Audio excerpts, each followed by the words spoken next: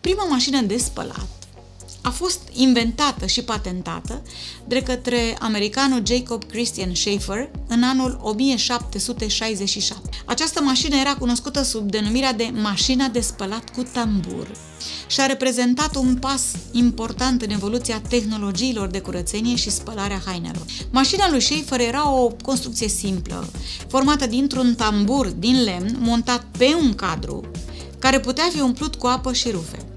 Prin rotirea manuală a tamburului, hainele erau agitate în apă pentru a le curăța.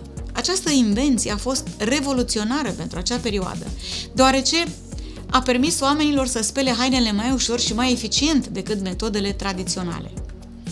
Cu toate acestea, mașina lui Schaefer nu a fost larg răspândită la acea vreme din cauza costurilor ridicate de producție și a faptului că majoritatea oamenilor își spălau hainele manual.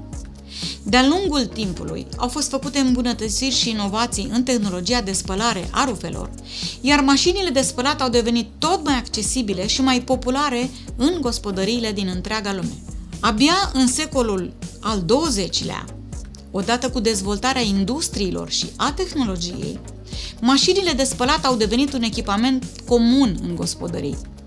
În anii 50 și 60 au apărut primele mașini de spălat automate, care puteau efectua cicluri complete de spălare și clătire fără intervenție manuală. Acestea au contribuit semnificativ la ușurarea muncii casnice și la economisirea timpului și efortului oamenilor în activitățile de spălare a hainelor.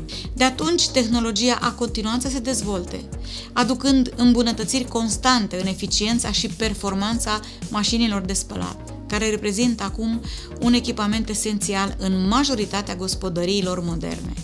Mașinăria noastră nu se oprește. Silgimar.